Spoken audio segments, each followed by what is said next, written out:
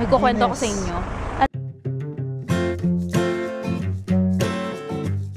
August 21, 2014, si Adelaide, bigla ko napalingon kasi, ayan o, kailangan kong bantayan habang nagbablog. Ayan, August 21, 2014, tapos, Thursday, you know what, nagbabrowse ako dito sa channel ko, hindi naman inaagaw. Yung last vlog ko pala is nung August 10 pa, yung movie date pa namin ni Christian. So, grabe, 11 days na ang nakalipas. Anyway, may reason ako dyan. Number 1, medyo tinatamad-tamad ako lately mag-vlog kasi nga, masakit yung likod ko, tapos, ano pa ba, ang lamig-lamig na, malapit na akong bumalik sa work. And then, ano pa ba? At ang main reason pala is, yung SD card ko is sira na. Ay, wait lang, pakita ko sa inyo. Nandito yun eh. Saan ba yun? Ayun, ito. Pakita ko sa inyo ko na siya ng tape. Yung parehas na SD card ko na yan, ito to. Ayan, tingnan nyo. Kingston. Napaka sama-sama na quality ng Kingston na yan. So yan, tinagpian ko na siya ng tape. Noong una, gumagana pa siya. Uy, nalaglag siya. Wait lang. Hey! Tayo! Ala, tayo! Tayo! Up! Up! Up! Up! Up! Up! Very good! Ayun nga. So, yun yung main reason kung bakit nawala ako. So, itong dalawang to, pinagtsatsagaan ko na lang.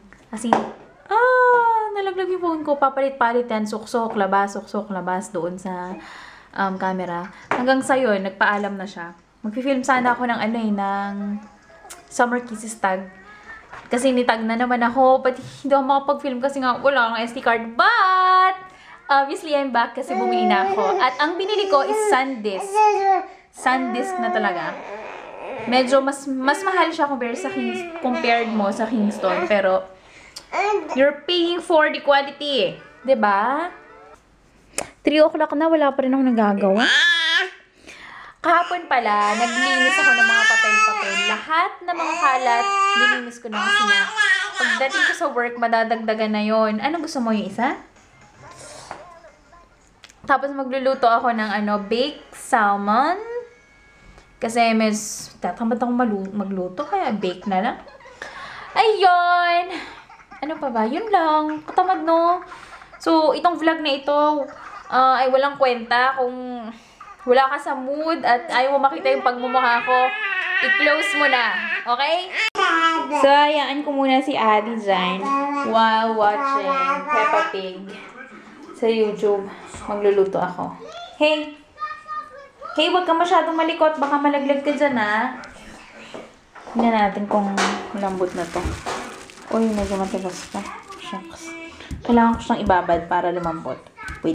Binigyan nga pala kami ni tita ng mushroom. Kasi nagpunta daw sila sa gubat. Tapos, ayan nag-ano sila. Naku, sira na yata ito. Hindi na siya. Ano tawag dito? Nagpulot ng mushroom. So, lulutuin ko siya. Lalahatin ko na siya kasi mukhang masisira na. Next, si Nanay at saka si Adi pupunta sa sa isang lola. Kasi nga, para lumabas-labas naman. Actually, dapat lalabas kami ni Adi kaso tinamad na ako. So, ayun. Kakain muna. Kaya mabilis ako magluto para makakain sila bago umalis. Uy! Upo! Sit! Upo! Upo! Adi, upo na. Ay, wala na yung tsinelas na. Upo na! Yan! O, wag kang aalis dyan. Nako. Init na ba ito? Mainit na.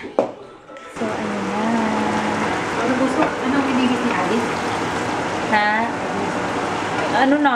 Lalagyan ko siya ng kasi malamig. Kakain muna tayo. Kakain mo sa... Hi, Adi! Bis na bis! Yan. So, yan na yung salmon kanina. Yung oil na ginamit ko doon sa mushroom, inilagay ko dyan. Tapos yan. Nalagyan na konting mushroom. Pero, kunin natin. Whoop! Kasi baka siya masunog. Yan. So, ibibake ko lang siya ng 225 degrees Celsius sa loob ng 17 to 20 minutes. Siguro. Guys, yun nyo kung anong dami ng mushroom kanina, din yung nag-itsura ngayon. Kumonte. Nasunog yata ng konti kasi napabayaan ko din nag-aayos akong isda. Tapos, ewan ko kung anong ginagawa ko. Pag-halu-haluin ko lang tong yan, mushroom, kamatis, tapos pechay, tapos kung ano na lang lasa, bahala na. Basta healthy. So, dito, basta dapat healthy yung pagkain, okay na. Saka dapat masarap. Wala kasi akong recipe kung anong available sa ref. So, kahit na ano. So, pag-halu-haluin ko na lang siya. Ang tawag namin doon sa Batangas, patcham. Hindi ko alam kung bakit naging patcham. So, ayun. Lagyan natin tong, wait lang, hatiin ko pala yung pechay. Ayan. Halo-halo lang siya. Nilagyan ko ng konting, Maggi. Ay! Ano yun? Yung, ito. Diba ito? Yung Maggi soy sauce na yan. Ang ganda yan. Mas gusto ko yan light yung lasa niya compare mo sa talagang soy sauce o kaya sa Kikkoman. Ayoko ng labog ng ganito kaya konti lang. So, hindi ko ito palalabugin kasi pangat sa petsa yung malabog. So, lalo ko na yung mushroom. Patayin ko na siya. Pinatay ko na yung kalan. So, para hindi siya ma-overcook. So, ayan. Ayan na ang aming side dish sa salmon. 8 minutes na lang bago maluto yung salmon. So, yan. So, ready na tong side dish. Takpan na natin. And then, ilipat natin sa kabila. So, walang heat para hindi siya malabog.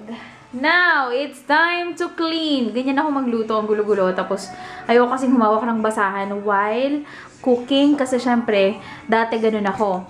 Dati habang ako ay luluto, talagang mayat-maya akong naglilinis. Bawat lagay ko ng rekado. Tapos, punas dito, parang isip ko, oh my god, hindi siya hygienic. So, kailangan, hayaan ko na lang siyang magulo. Basta hindi ako dadampot ng basahan para walang germs.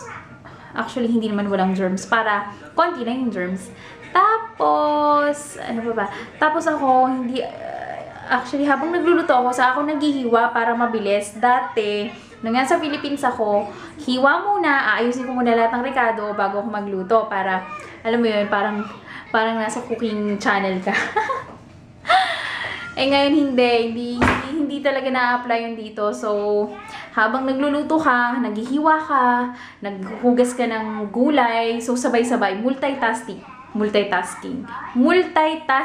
kumbaga. So, I'm just waiting para maluto yung salmon. Finished product, yung sabaw nitong mushroom, pechay, tomato, isinaus ko dun sa salmon para hindi naman masyadong dry. So, kakain na si Mudrax kasi alis sila. Gusto ng baby ko? Kain ka ba? Kain? Kain ng marami? Adelaide! Uy! Oh, alis na ang baby ko. Adi! Si babay na muna kay Nanay Bunsoy. Babay na kay Nanay. Iwan mo si Nanay. Alam niya nga. Kasi tuntuwa siya. Alam niya kasi nga alis siya. Babay na! Babay, Sasay! Hello! Bye-bye! Bye-bye! Uy! Nag-ano siya, oh! Uy!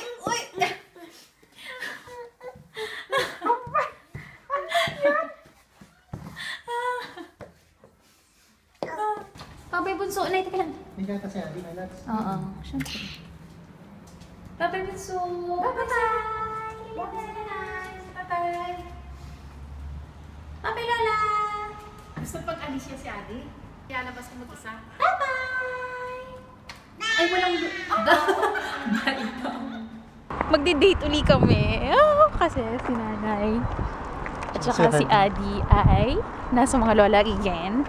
So, may time po kami na mag-date. Maglilibot lang kami na San Vika kasi it's been a long time na maglibot kami sa mall ng walang stress.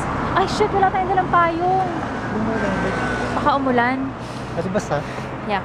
So, See you later! Kung makapag-vlog kami. Kung makapag-vlog. Pero kung hindi na, good night!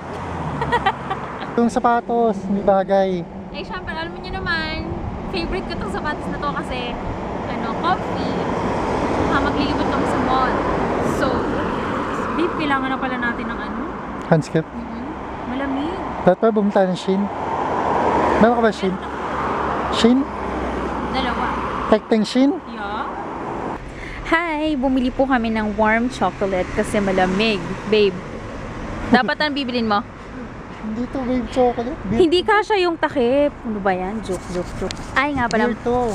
Beer. May kukwento ko sa inyo.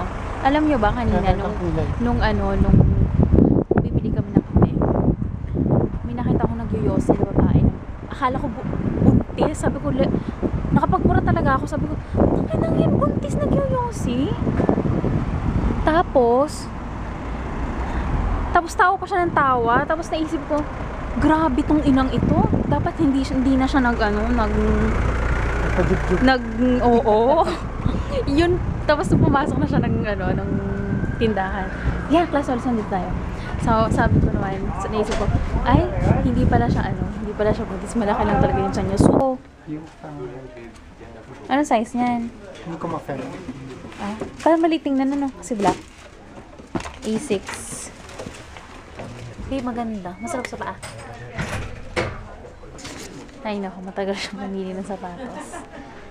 Kasi inabutin siguro kami ng isang oras, tapos hindi siya bibili. Yun na. Sukat-sukat lang, tapos hindi mo siya bibili. Grow version naman. Grow version ng kanya. Tsaka ito. Pag bumili ako. Ba, syempre, para partner tayo. Kasi gusto ko partner kami lagi sa shoes. Di ba yung usually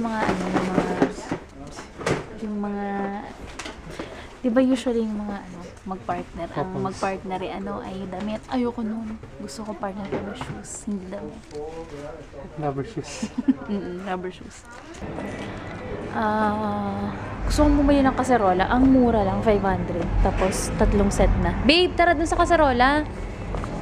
Babe. Ito yung TV, Curve siya. Curve. Pag ganon. As you can see, to OLED din.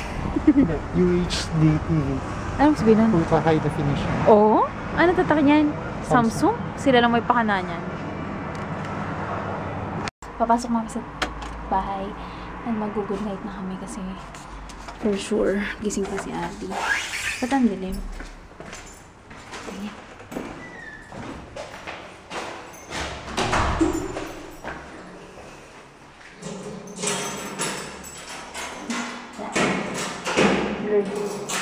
So, yun na namin. Tulog na siya. Kasi pwede masyadong magsalita kasi gabi na.